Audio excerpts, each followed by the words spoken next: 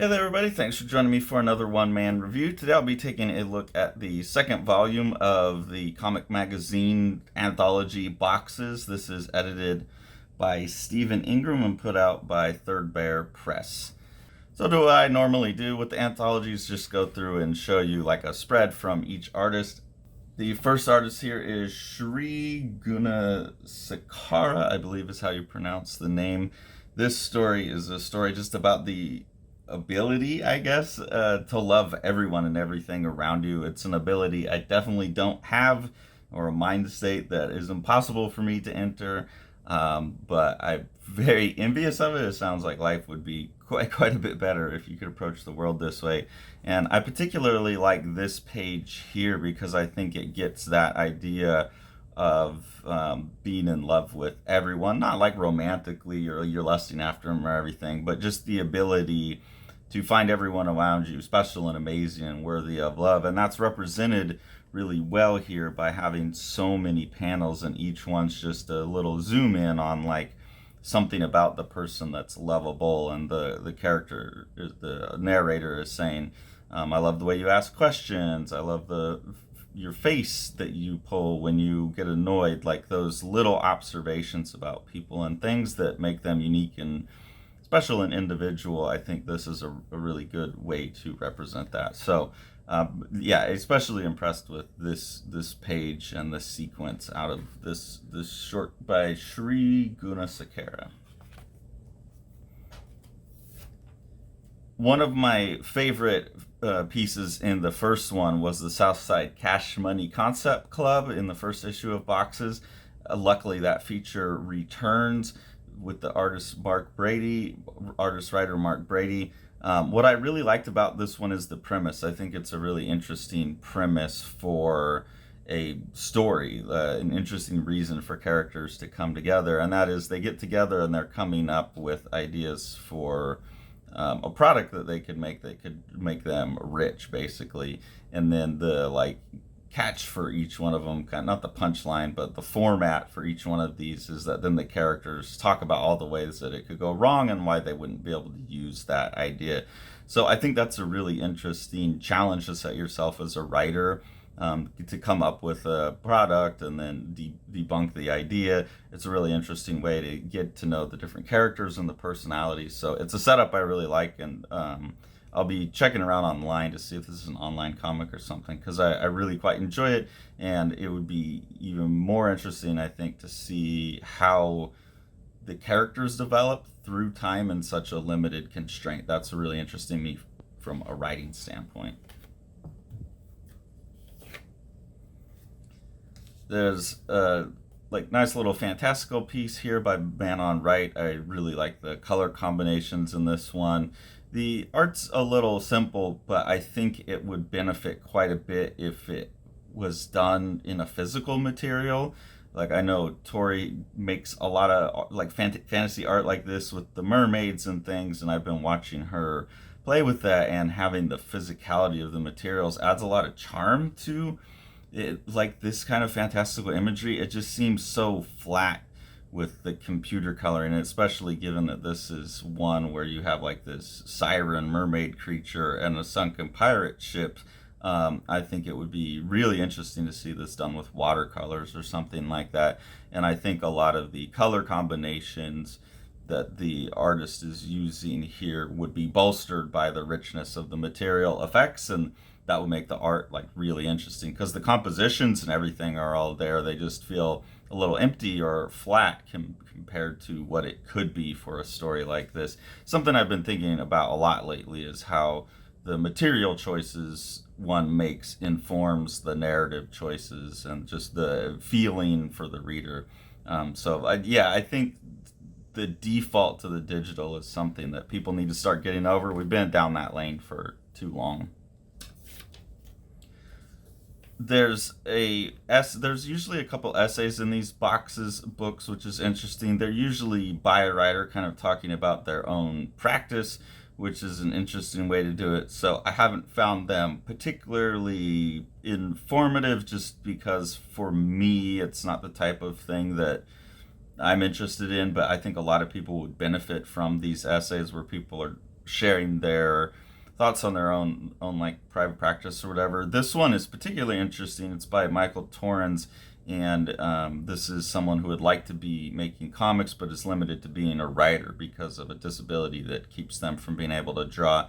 I skimmed through it, but the thing I did find particularly interesting in this was this little chunk about using AI or not, and Michael's saying, like he doesn't want to use it because of how they're trained, which I think is a silly reason not to use it. I think people misunderstand what's going on there and misunderstand philosophically, like where the real problems with the stuff lie. But then also, like, a more interesting reason is saying that he just enjoys the collaboration with another person, and that even though you could kind of have a collaborative relationship with the AI, maybe there's back and forth. It's not the same as working with the human. And I really respect that. I think it's an interesting point of view. So there's like just interesting ideas about the AI there. I will say that I think that's one of the best uses for AI, though, is for people who physically can't make art. I was in an interview with a guy who was unable to make art for 13 years, and once he got a hold of AI, he felt like he was able to be an artist again, and that he was able to get the images in his head out by working with the AI back and forth enough. So he still felt like he was the creator because he was chasing an idea in his head. So I kind of like that. Anyways, on to the rest of the book. I was very excited to see that there was a story by Kamila Krol in this book. Kamila Krol's Whisper of the Forest was a book that we reviewed earlier this year, and Tori and I both loved it. Really impactful story for Tori. So excited to see something by Kamila Krol. Unfortunately, this story, Pygmalion, even though the art is really great, I think the story, maybe just because it's shorter, is less like thematically rich than Whispers in the Forest, and so it hollows out to more of like an empty feminist statement rather than Whispers of the Forest was like a really robust, rich examination of a bunch of ideas in feminism, but they didn't have the same problems that a lot of the ideas do. This Pygmalion story here is it's kind of on one of the more problematic ideas. Not that the idea itself is problematic, it's just there's some things that are played out now.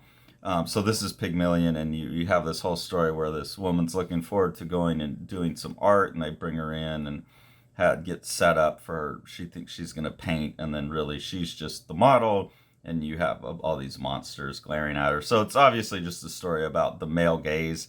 I think that's a pretty played out concept in the art world these days, and can be let go of, this idea that women aren't welcome in art unless they're the subject matter, that they can't be the artists themselves. That was a problem. It's not a problem anymore.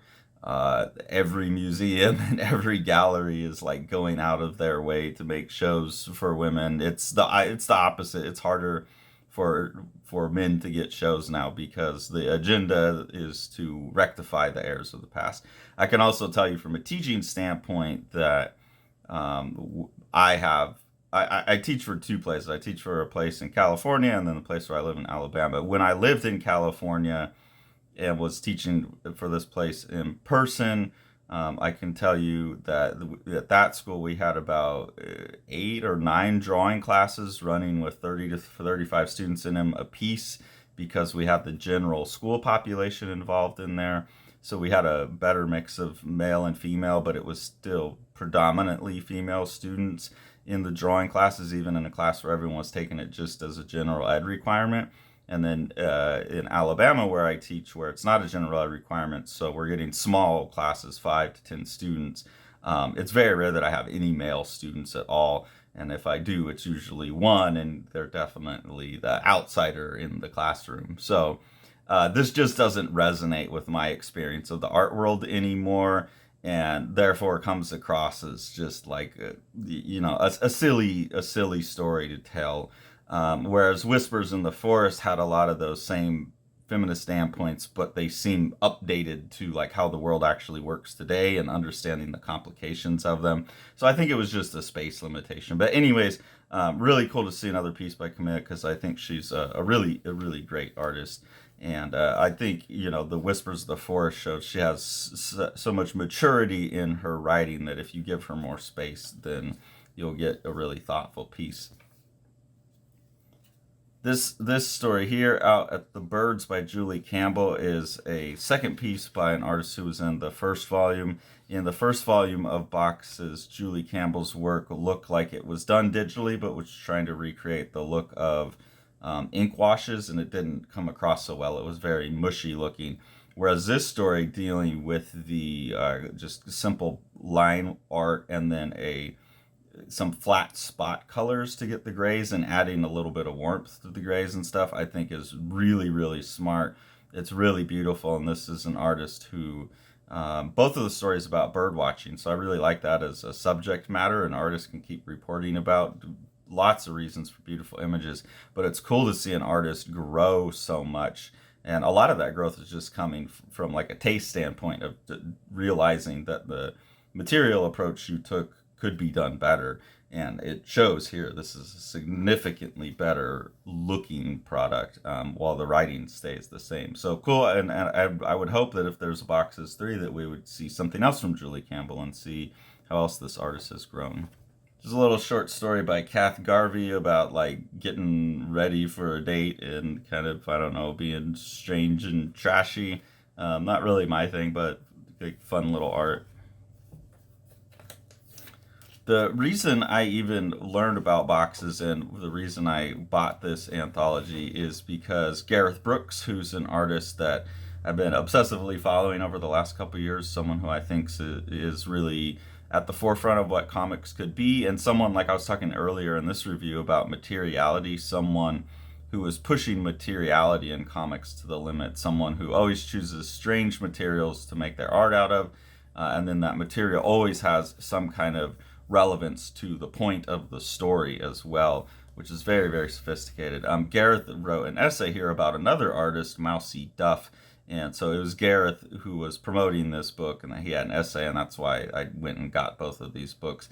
And then this is an essay about another artist, Mousy Duff, who I've never heard of, but as you can see here, it looks like quite beautiful work. So I'm going to have to track that out and see if I can find any of it. It definitely looks like this is older work, though, so I don't know how easy it will be to find it, but it looks like it's stuff from the early 2000s in the local UK scene.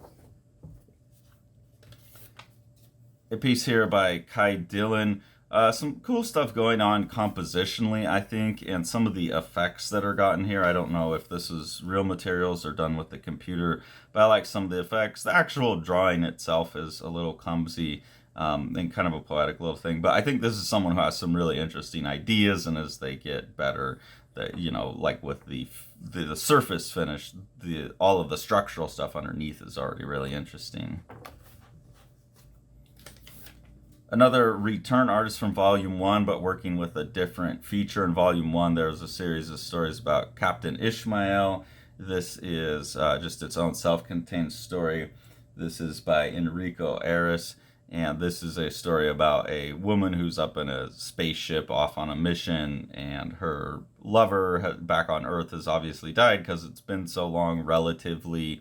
And then she finds out he's like programmed himself into the computer of the ship. So it's a bit like a 2001 Space Odyssey thing where she's interacting with the AI on the ship. An artist that I think it has shown like two different approaches in the last two volumes, and both of them are very well done. So very interesting artist. This piece is done by an artist called the Roaringraar. That's as much as it says in here about them. Some interesting ideas in the art. This is like, obviously this woman's getting sushi eaten off her by demons.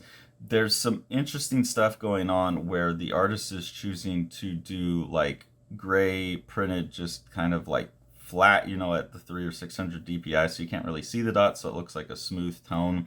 And then other places have like an actual dot tone pattern on it, and it's weird because it gives like a textural contrast. I don't know that the textural contrast works here for me, like compositionally, but the idea is really interesting. My preference, at least right now, is in black and white work is for tones. I'm even going to start using tone like visible tone to colorize work, because there's some optical effects that tone provide that you can't get with flat grays that I think are interesting.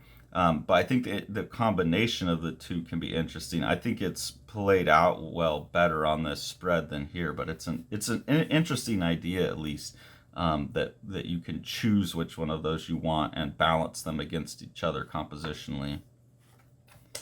And then the final piece is by the organizer editor of the whole thing, Stephen Ingram. Stephen had a piece in the first boxes as well. Obviously, his book, he deserves to have stuff in there. And the thing I've noticed in both of his that really interests me is he's using zoom and crop to create kind of abstract compositions, and that adds a lot of mood to what he's doing in his pieces. And so I really kind of like that approach and that kind of shape-based way of looking at things. So those are really cool. Really cool anthology. As I said in the first one, something about this suggests to me like advanced student work for the most part, and then there's a couple people that go over the top into professional. But it seems almost like this is being done as like a class project. Partially because of the experimental nature of the comics, it's like people have, they all seem like they've been exposed to some formal ideas about comics recently, and they're like playing those out in the way that they make the comics, which is really cool. But then some of the surface level stuff and some of them seems like close but not quite there, just in terms of like having the decision making tree in place about like taste based stuff to get a nice surface finish. So that's kind of how this feels to me. But then you do get, some people like Kamila or Gareth who have already had numerous projects out or have already had their first book out. You have people like Brady, who I think is like fully professional in terms of presentation. So I'm not quite sure. There's nothing in this that really says like what the curatorial ethic that Stephen Ingram has or like what his goal is. It seems like maybe he's just collecting stuff by people he knows and likes. So there doesn't seem to be like a method driving who gets chosen in these, which is fine. I mean, Anthology doesn't need that. But that's kind of the sense I got on this one, is like the people right at the cusp, and so they're getting their work out, and like with Julie Campbell, maybe seeing it in print in the first one and then going back and changing the material strategy to have a different use of value and tone in the book. So that's really cool to me as well. And so I find this to be a pretty compelling anthology and hope people get behind it and throw it some support.